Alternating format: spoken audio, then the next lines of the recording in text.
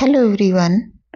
सांख्यिकी में सबसे ज़्यादा इस्तेमाल होने वाली दो चीज़ें हैं, मीन और मीडियन, यानी माध्य और माध्यिका। लेकिन ये क्या होते हैं और इन्हें क्यों सीखा जाता है? चलिए आज इन्हें बिल्कुल आसान भाषा में समझते हैं। अगर मीन और मीडियन आज भी आपको कन्फ्यूज़न में डालते हैं तो ये वीडियो आपकी सारी कन्फ्यूज़न को दूर कर देगा।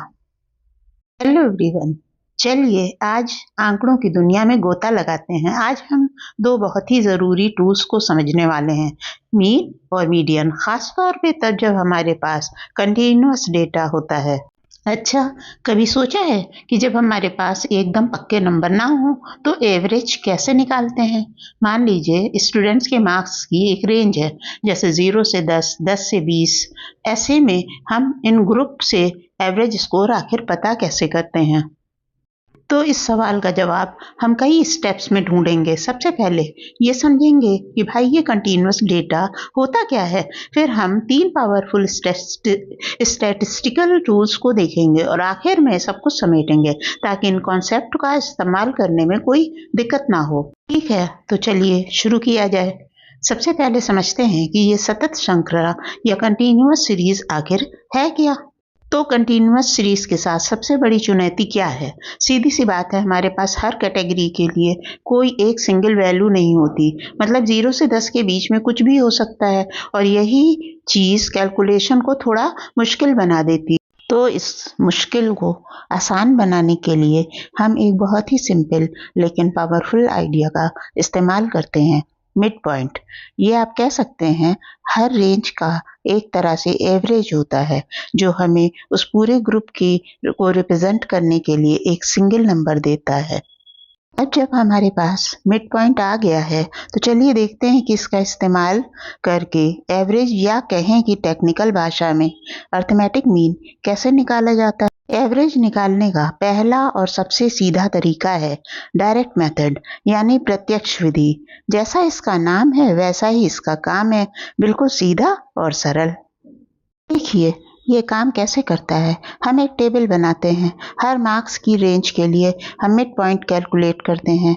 फिर उस मिड पॉइंट को स्टूडेंट की संख्या यानी फ्रीक्वेंसी से मल्टीप्लाई करते हैं और आखिर में इन सारे रिजल्ट्स को जोड़ देते हैं।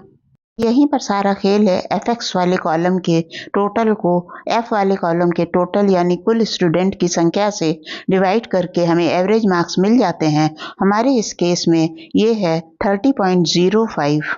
डायरेक्ट मेथड तो बढ़िया है, लेकिन जब नंबर्स बहुत बड़े हों तो ये थोड़ा लंबा हो सकता है और गलतियों की गुंजाइश भी बढ़ जाती है। तो सवाल ये है, क्या कोई शॉर्टकट है? जी हाँ, बिल्कुल, और इसे कहते हैं स्टेप डेविएशन मेथड।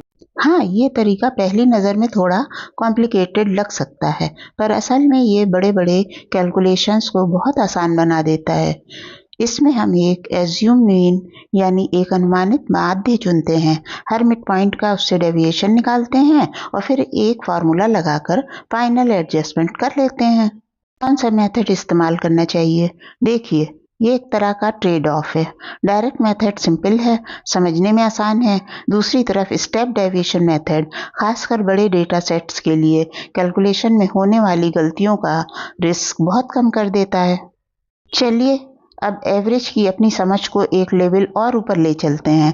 क्या हो अगर हमारे डेटा की में सारी वैल्यूज़ की इम्पोर्टेंस एक जैसी ना हो?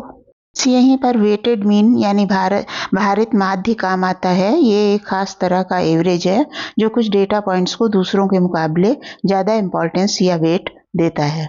जरा इस एग्जाम्पल के बारे में सोचिए। अगर आलू का दाम जो हम काफ़ी ज़्यादा मात्रा में खरीदते हैं थोड़ा सा भी बदलता है तो इसका हमारे महीने के किराने के बिल पर बहुत बड़ा असर पड़ता है। वहीं आम जो हम कम खरीदते हैं उसके दाम में बड़े बदलाव का भी उतना असर नहीं होता। बस यही वेटेड मीन का असली मतलब है। हमने एवरेज को तो देख लिया, लेकिन कहानी का एक और पहलू भी है। अब चलिए मीडियन पर फोकस करते हैं, जो हमें डेटा के ठीक बीच की वैल्यू खोजने में मदद करती है। मीडियन ढूंढना एक सीधी सीधी प्रोसेस है। सबसे पहले सारे डेटा को छोटे से बड़े के क्रम में लगा लेते हैं। ये फिर वो वैल्यू इसमें से चुनते हैं जो ठीक ठाक बीच में आती है। बस वही मीडियन है। हाँ, एक बात ध्यान रखने वाली है, ये बीच की वैल्यू ढूँढने का तरीका इस बात पे डिपेंड करता है कि आपके पास ऑड नंबर्स ऑफ आइटम्स हैं या इवन। अगर ऑड हैं तो बीच का नंबर ढूँढना आसान है, लेकिन अगर इवन है तो बीच में 2 नंबर आते हैं और मीडियन उन दोनों का एवरेज होता है। अब जो हमारा शुरू वाला ग्रुप्ड डेटा था, उसके लिए हमें एक एक्स्ट्रा स्टेप लेना पड़ता है। हम क्यूम्युलेटिव फ्रीक्वेंसी कैलकुलेट करते हैं, जिससे ये पता चल सके कि मीडियन आखिर किस ग्रुप या क्लास में आएगा, और फिर एक फार्मूला लगाकर उसकी एग्जैक्ट वैल्यू निकाल लेते हैं। ठीक है, हमने काफ़ी कुछ समझ लिया, तो चलिए अब इन सभी पावरफुल टूल्स को एक हैंडी स्टैटिस्टिकल टूल किट में जमा करते हैं, ताकि ये पता रहे कि कब कौन सा टूल इस्तेमाल करना है। ये टेबल ये तय करने में मदद करेगी कि कौन सा टूल कब इस्तेमाल करना है। अर्थमेटिक मीन एक टिपिकल एवरेज निकालने के लिए बेस्ट है। वेटेड मीन तब काम आता है जब कुछ वैल्यूज ज़्यादा इंपॉर्टेंट हों, और मीडियन ये तब काम आता है जब आपको डेटा का पोजीशनल सेंटर ढूंढना हो और कुछ बहुत बहुत ज़्यादा बड़ी या छोटी वैल्यूज जिन्हें आउटलायर्स कहते हैं, उनको इग्नोर करना हो। आखिर में इन सभी टूल्स का मकसद सिर्फ नंबर निकालना नहीं है। असली मकसद तो डेटा को इन्फॉर्मेशन में बदलना है और उस इन्फॉर्मेशन से ऐसी इंसाइट्स निकालना है जो हमें बेहतर फैसले लेने में मदद कर सके। तो अब एक सवाल सोचने के लिए, जब हम किसी देश की एवरेज इनकम की बात करते हैं, जहां कुछ अरबपति उस एवरेज को के बहुत ऊपर खींच सकते हैं, तो एक आम इंसान की कमाई की ज़्यादा सच्ची तस्वीर कौन दिखाएगा, मीन या मीडियन? इस पर ज़रूर सोचिएगा और आंकड़ों की ताकत को सही तरीके से इस्तेमाल करना याद रखिएगा। अब आप समझ गए होंगे कि मीन और मीडियन कैसे निकाले जाते हैं और कौन सा कब उपयोग होता है। वीडियो अच्छा लगा हो तो लाइक, शेयर और कमेंट ज़रूर करें और बताएं अगला टॉपिक कौन सा चाहिए। मिलते हैं अगले वीडियो में।